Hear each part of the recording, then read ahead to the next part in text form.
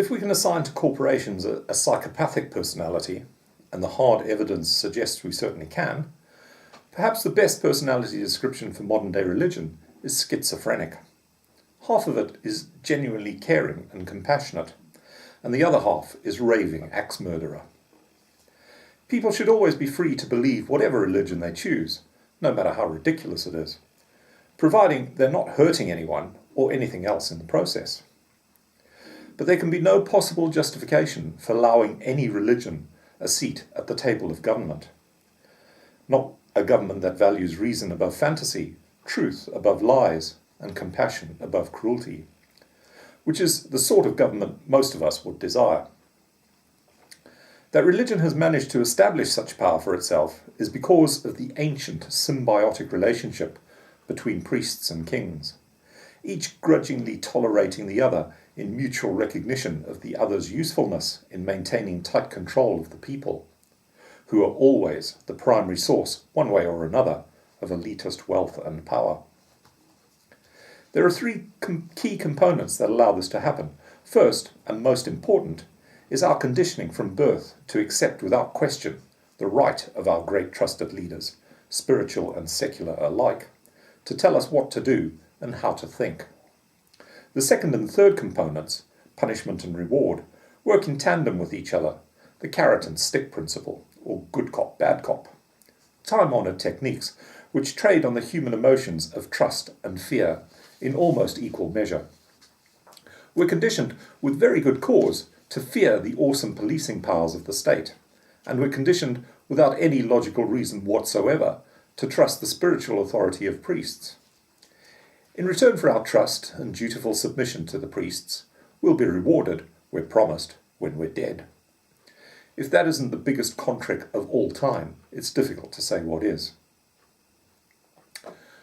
Tom Paine said, "All national institutions of churches, whether Jewish, Christian, or Turkish, appear to me no other than human inventions set up to terrify and enslave mankind and monopolize power and profit." One of the worst lies we're conditioned to believe is that man was created in the image of God. Someone once accurately pointed out that man was not actually made in the image of God, but rather God was made in the image of man. Religion, all religion, is no more than a human invention based on no empirical evidence whatsoever. All the main religions that dominate the world today are no more truthful or realistic than any of the ancient myths which preceded them, and which everyone now knows were no more than superstition and fanciful fairy tales. So it's difficult to see why we should continue to tolerate religion at all. But before we can safely cut out from our secular lives such a powerful and deeply ingrained institution as religion, we should consider something else the great Tom Paine recognised. Care must be taken, he said, lest, in the general wreck of superstition, of false systems of government and false theology, we lose sight of morality, of humanity, and of the theology that is true. And Paine explained his true theology as follows: "I believe in the equality of man, and I believe that religious duty consists in doing justice, loving mercy, and endeavouring to make our fellow creatures happy." So when we eventually discard forever the serial killer side of religion's split personality, we must be very careful to retain its caring and compassionate function. Running through the very heart of this argument is one inescapable fact. No one has ever proven that God or gods actually exist. Once this vital fact is grasped and its significance fully understood, it's clear that the spiritual authority of all the main religions disappears like a burst balloon. All the mighty cathedrals, churches and mosques, all the popes and bishops and rabbis and ayatollahs, and all the rest of them, together with their silly clothes they wear, are no more than sad and embarrassing reminders of thousands of years of unbelievable, unjustifiable man-made tragedy and cruelty. No one has ever died because some god decided they should, but many millions have died because some human being decided they should.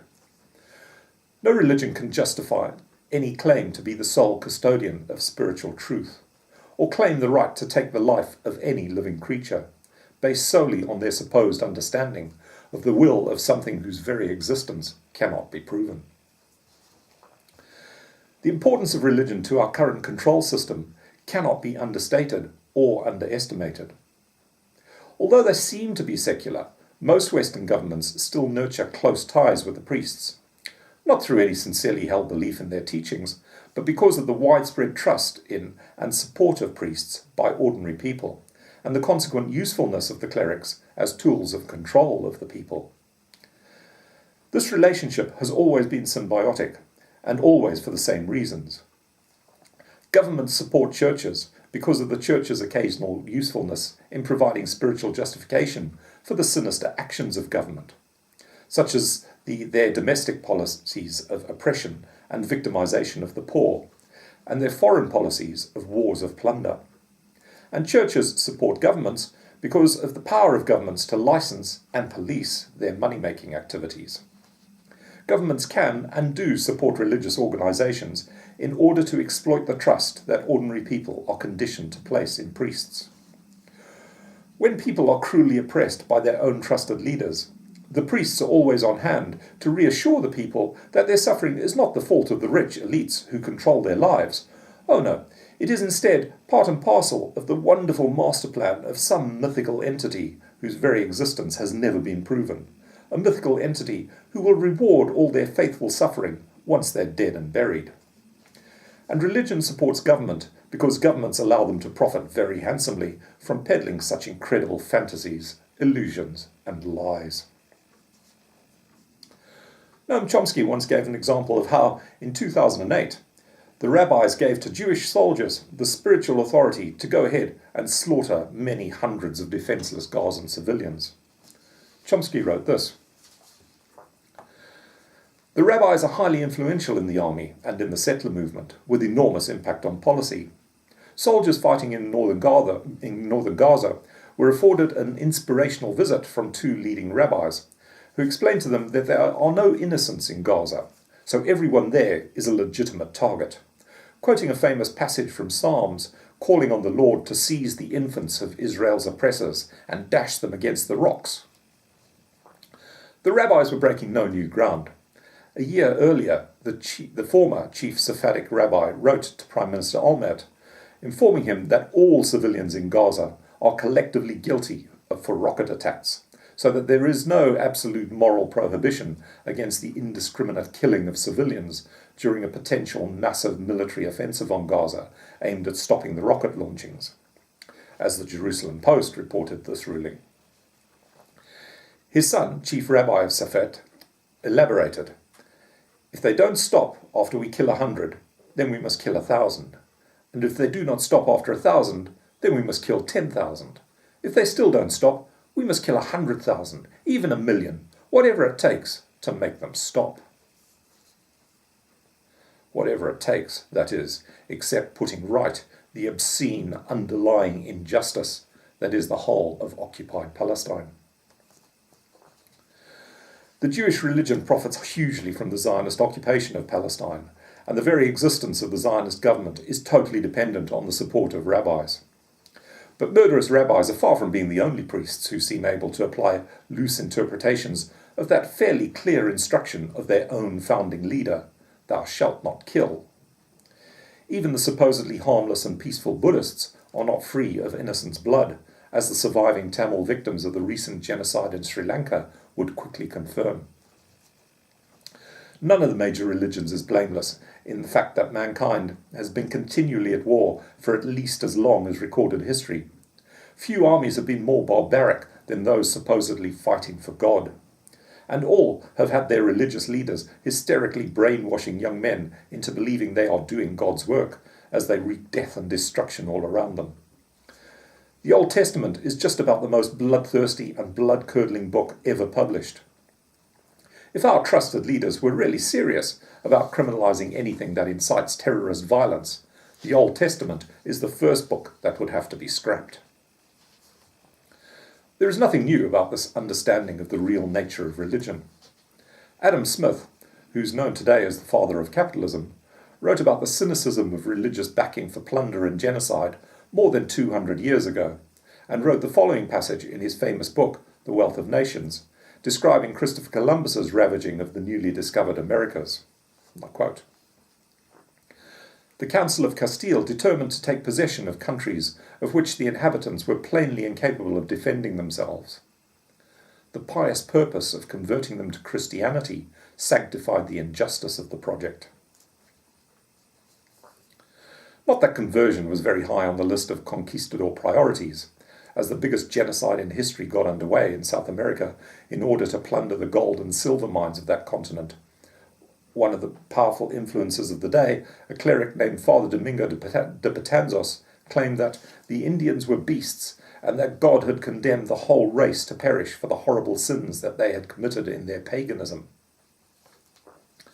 A few centuries later, Major General Smedley Butler, once the most highly decorated senior officer in the US military, but an unusually honourable man for a soldier, was also highly sceptical about the work of priests. Referring to the First World War, Butler wrote this: "With few exceptions, our clergymen joined in the clamour to kill, kill, kill, to kill the Germans. God is on our side. It is his will that the Germans be killed." And in Germany, the good pastors called upon the Germans to kill the Allies, to please the same God. That was a part of the general propaganda, built up to make the people war-conscious and murder-conscious. Yet the very existence of God, or gods for whom so much blood must be spilt, is unproven.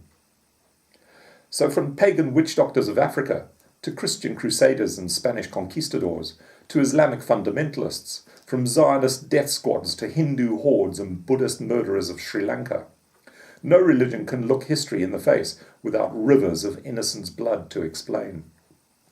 In other words, society would not be worse off for losing its blind subservience to the clerics. Quite the opposite. In balance, the world would obviously be an infinitely better place without them. The trick is to try to adapt the few good qualities of religious teachings while eliminating their considerable evils. There's nothing unusual, in this purely secular position. People opposed to the authoritarian teachings of the clerics have probably been around for at least as long as the clerics themselves. They just haven't been as organised and powerful or as ruthless as the priests.